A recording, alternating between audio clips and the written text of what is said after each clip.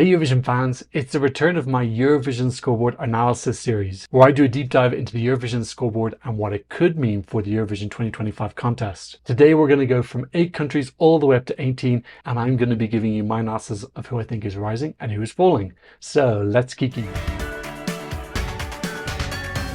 Hi, my name is Tom. I'm an Irish Eurovision analyst, and you can find all of this stuff on my Eurovision channel. In case you didn't follow my Eurovision Scoreboard series last year, this is where I look at the Eurovision Scoreboard. It is a fan app where you can vote for your favorite songs in Eurovision. You can rank them from 1 down to last. All the points are added up and then it's presented as some standings. There are a couple of limitations. You can vote for your own country. This is all Eurofans, so this is a subsection of the Eurovision community. And then there's also a recency bias as well with newer entries. So it's not perfect, but this is the best data that I have available for looking at which songs are popular within the community right now. If you've got better data, you can send it to me down below. So let's go way back to when we only had 8 countries in the app, and we can see here at one point in time Greece was leading in first, Albania second, Belgium third, Luxembourg fourth, Spain fifth, Ireland 6th, Montenegro 7th, and Slovenia 8th. The good old days. This was quite a while ago. So we can see here the country, their rank. This column is the amount of points that they have, and this percentage of all points column is how many points that country has of the entire points available. Now, the reason that I usually wait a while to start this series is because you can see here there's only 8 countries, so you have to give everybody points. And you can see at the top here that at this point in time there were 14,915 people voting. So that's a pretty significant poll size to get an idea of which songs are popular and not. So you can see there a fight at the top between Greece and Albania. Okay, let's fast forward to a couple of days later, and we have the addition of 2 countries, Finland entering with 84,808 points, that's 16.8% of the total points available, and Ukraine entering in 9th with 27,649 points, that's 5.5% of all the points available. This percent of all the points available, if you add up all those percentages, it adds up to 100. So really exciting to see Finland entering the Eurovision Scoreboard in first place. They've been there recently before. When Kari's song was chosen, he was #1 in the Eurovision Scoreboard until Loreen unseated him. So familiar territory for Finland. Not so familiar for Albania though. It's been a really long time since we've had Albania so high up in the scoreboard. And are they going to stay there when we get to 18 countries? Okay, now we're going to look at the effect of Finland and Ukraine entering into the scoreboard, because obviously when they enter, they're taking points from other people. If someone puts them top of the list, everybody else has to move down one place. And we want to see who do they have the biggest correlation with. Okay, now let's add in another column. This is pure percentage points loss. So obviously when Finland and Ukraine come in, they're taking up a percentage of the total points, and they have to take that percentage from the countries who are already there. So we can see here, for example, Albania, who are in second place, had 15.5% of all the total points. They lost 0.3, which means they're down to 15.2. So they gave some of their points to Finland and Ukraine. Well, they didn't give, it wasn't voluntary. They lost 0.3% of the total points to Ukraine and Finland. And we can see this go the whole way down. In fact, if you add up this entire column, it adds up to the percentage that Finland and Ukraine have. And you can see it's a pretty uniform loss here. So we're going from blue is the least amount of loss to red is the worst loss. And this, I think, is partly just due to the fact that there still is only 10 countries on the board. So Finland going on the top, everyone moves down one place. There's a pretty uniform loss of points.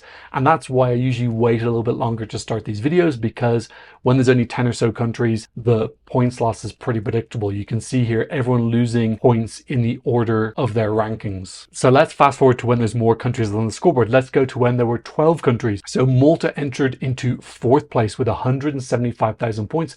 That's 10.8% of the total points available. And Latvia entered in 8th with 121,915. I took these numbers a long time after those songs were selected. So we have 28,000 people voting here, which is the biggest sample size that I'm going to show you today. Obviously, the longer period that goes by, you get more people voting. You get a truer impression of what Eurovision fans like. So let's see what effect Malta and Latvia entering in had on the other contestants. So let's go to the pure percentage points loss, and we can see the most affected people were up at the top. Finland losing 3.5% of the total points, and Albania losing 3.6. They're the reddest. That means they lost the most points. For me, that's a really clear sign that a lot of people put Malta or Latvia very high up on their scoreboard, because even the top ranked countries have to move down a slot. So I think a lot of people are actually putting Malta first, which is really cool to see. If we look further down the scoreboard, we can see it's getting bluer, meaning that less points were lost. The smallest loss came from Slovenia. They actually gained 0.1%, going from 3.2% of the total points to 3.3. So they actually made a bit of an an improvement. And Ukraine as well, also relatively unaffected, only losing 0.5% of the total points. So really great impact there from Malta and Latvia. Let's add in another column now, which is called relative points loss. Don't worry, I'm going to explain this. Basically, this summarizes how much of my points did I lose. The pure percentage points loss column is what percentage of all the points did I give up to the new person.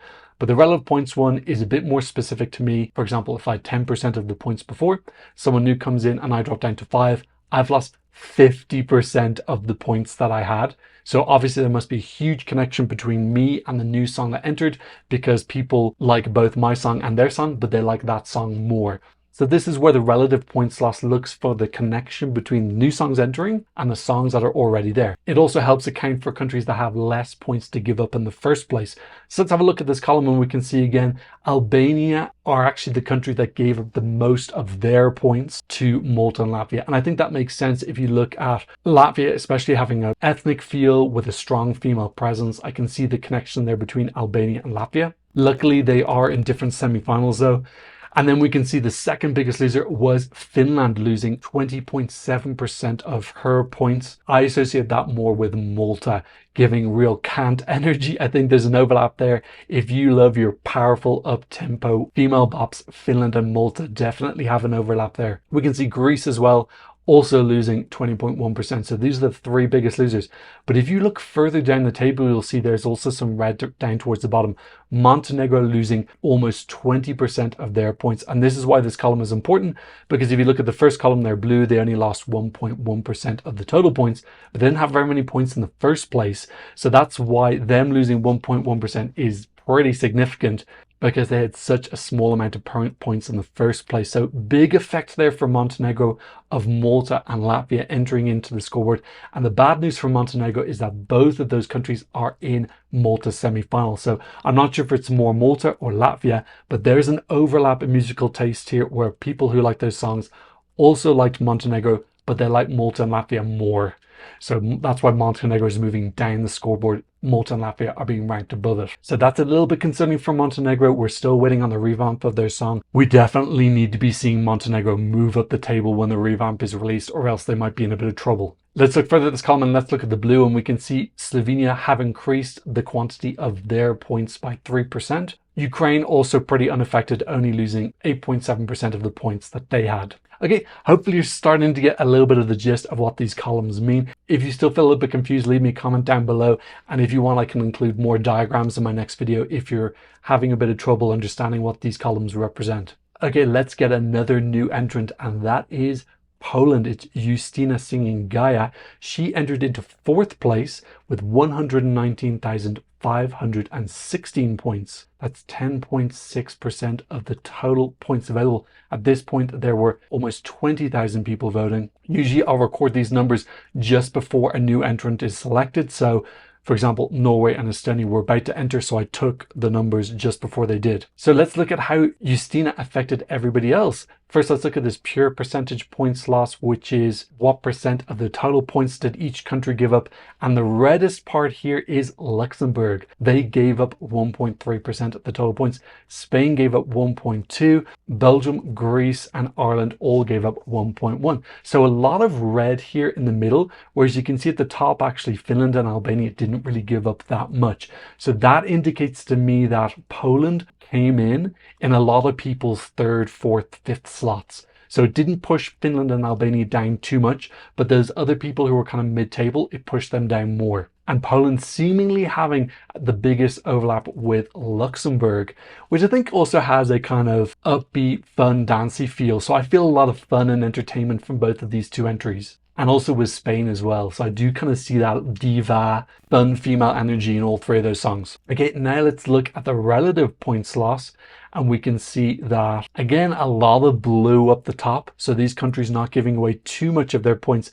Down the bottom, though, a big loss for Slovenia, losing 1/4 of their points. So I'm not sure what the connection is there. It could be that because Klemen is ranked in a lot of 8th, 9th, and 10th spots, Poland coming in and being in the middle of a lot of people's tables just pushed him down a lot. So that could be an indicator that he was kind of holding on to the smaller points with a lot of people. Again, we can see some of the lesser affected. Latvia there are blue, so this should really go from dark blue all the way down to red. But we can see Latvia are a little bit blue there in 9th place. They didn't lose as much, so they've got a little bit of protection. People not feeling as much of an overlap between Poland and Latvia. In terms of the rankings, we can see no big changes. Poland coming in 3rd. Everybody below them just moving down 1 place. Okay, let's fast forward to when we had 15 countries on the app, and we have the addition of Norway, who entered in 6th place with 54,975 points. And we also had the addition of Estonia with 33,618 points, coming in 11th place. So let's see those countries coming in. Who did they suck points off? Let's have a look at the pure percentage points lost. And again, we can see there's lots of blue up the top. The favorite songs are pretty protected, whereas we can see this big chunk of red in the middle. Poland, Belgium, Luxembourg, Spain and Latvia and Ireland all losing the most amount of points, the reddest section. And I think that's a very similar thing to when Poland entered. I think that when Norway entered the table, they weren't in many people's 1, 2, 3, which is why Finland, Albania, Greece and Malta are relatively unaffected, whereas the other mid-table songs all had to move down 1 slot. So I think that's largely down to Norway. I'm not too sure what Estonia's effect is, personally, because it does feel super unique compared to everything else is on there. I don't really think there's too much of a massive overlap with any other songs. One thing that we do see is that Albania does seem to have a bigger points loss than, so Greece and Malta closing that gap and Albania catching up on them, chasing that 2nd spot. I wonder, could that potentially be Estonia's effect, because Albania is one of the more out there songs, so is Estonia. Is this people who kind of prefer the more atypical entries in Eurovision? Do they like both? Interesting to see as well that Poland moving down 2 spots. They lost 1.4% of the total points, which was one of the most out of everybody. And again, that is a recency bias thing. In the last graph, Poland entered in 3rd. This always happens. Countries enter a little bit higher and then they tend to sink down. I think that's partly due to when they win, the fans of that country will vote as quickly as possible, whereas people who don't care as much their votes will come in later and slower. This is something that happened all last year as well. Let's look at the relative points loss and see if there's anything to take away from this. And actually it's pretty regular. It goes from dark blue all the way down to dark red, which is a pretty normal distribution. Let's look and see if anyone's a bit weird here. And Albania has lost a little bit more. They lost almost 10% of their points. Like I said, could that be a connection with Estonia? And then another outlier is Ukraine in 13th, who aren't as red as they should be. Potentially them having a little bit of protection. Not a huge overlap between people who like Norway and Estonia and people who like Ukraine, possibly. There could potentially be a little bit of an indie protection bubble. We saw this with Southern Lights in 2023, where the people who loved Southern Lights Aya really didn't abandon it at all. Anytime a new song came in, Southern Lights always stayed strong. Could Ukraine be doing a similar thing this year? Okay, let's add in 2 more countries to bring the grand total to 17. And we have the addition of Italy with 54,269 points. That's 6.2% of the total points. And Lithuania with 41,888. That's 4.8% of the total points. Now, I do need to emphasize at this point that Italy entering has not even been confirmed yet. So people are assuming that it's going to be Ali, but at this point in time in filming this video, he's not confirmed whether he's going to Eurovision or not. He does have a couple of tour dates that he needs to cancel or reschedule in order to be able to go to Eurovision. People making assumptions yet before the act has actually been confirmed. But yes, Italy entering in 8th, and then 11th place we have Catharsis for Lithuania. So let's have a look at the pure points loss and see who is the most affected. And we can see that a lot of the red is up at the top here this time. Poland continuing to lose the most points, 1.2. So that novelty effect is wearing off a little bit. Norway losing 1%. Also, that is the recency bias. So them starting to slip down a tiny bit. Interesting to see that the 3rd biggest loser is Erika Wikman up at the top. That suggests to me that quite a few people are putting Italy or Lithuania as their number 1. So Erika losing 1% and Albania and Greece only losing 0.7 means that Albania and Greece are catching up with Erika, but still quite a big gap there. You can see Finland having a 2.1% of the total points advantage over Albania. So that's a sizable gap for Škoda Elektronika to try and break down. Okay, now let's look at the relative points loss and see who are the outliers here. And we can see down the bottom, Ukraine losing only 8% of their points. So again, is this potential shell effect? Are people still loving Ukraine? And the biggest loser, Losing 1/5 of their points is actually Montenegro, losing 20%. And I wonder, could this be an overlap with Lithuania, having this more melancholy, serious sound, bit of a somber feel? Could people who love Nina Zizic also love the new entrant of both Italy singing a ballad and Lithuania singing a more serious, somber song? So she seems to be one of the most affected from these countries' entry. You can see she's almost losing the exact same amount of points that Albania and Greece lost, but she had way less points to lose in the first place. You can see in this moment in time, she had around 20,000, whereas Albania and Greece have around 80,000. So they had 4 times more points than Nina Zizic did, but they both gave up the same amount to Italy and Lithuania, so that's not good news. And again, Lithuania is another country that is in Nina Zizic's semi-final, so she's not having a good time lately. All the songs that seem to be overlapping with her, Latvia, Montenegro, Malta, are all in her semi-final, and she seems to be moving farther and farther down the scoreboard. She's still not in last place though. Clement is holding on to that quite firmly. Other than that though, this relative column, everything else is pretty standard. No massive surprises other than Ukraine and Montenegro. Latvia as well, losing less points than expected. You can see they're bluer where they should normally be more red. So Latvia having some loyal fans. Okay, and let's go into our final country, and that is the audition of Armenia, who entered into 14th place with 3.6% of the total points. Let's look at this first column, pure percentage points loss, and we can see the biggest loser was Italy. Like I said, new countries come in, tend to sink down as more people ranking. In this ranking, we have 25,215 people in total voting. Second biggest loser was Finland, losing 0.7%. So maybe a couple of people getting a bit of fatigue with Erica, or some of the veneers wearing off, because in that last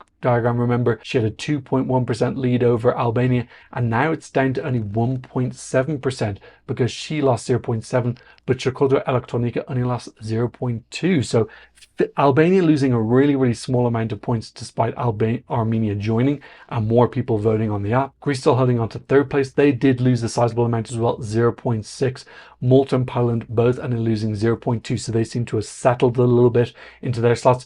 We can see in 6th place, Norway gaining 0.2. So Norway came in, had that initial drop, but now it's actually starting to gain popularity. So a couple of people are being won over to Kyle Alessandro singing Lighter. We can also see that Lithuania are a little bit red, down 0.4%. They were a new country who joined with Italy in the last one. So then they didn't lose as much as Italy did. So showing better resistance against the recency bias. And now let's look at the relative points loss, and we can see the biggest loser by far is Italy. So when I took those Italy stats, it was fresh after San Remo. So all the San Remo fans, I'm sure, ranked it pretty high. And then as all the rest of the Eurovision fans came in, it started to drop. So Italy losing almost 1/5 of the points that they had. Who else is red? We can see Lithuania losing 7.3. Again, recency effect. Of the others, Greece losing 6.4 and Erica losing 5.5. So really affecting the people at the top. In any case, Finland had a lead as big as 2.4% of the total points, and now that's down to 1.7. So Albania are slowly catching up. We can see Ireland also increasing their total points by 3.4,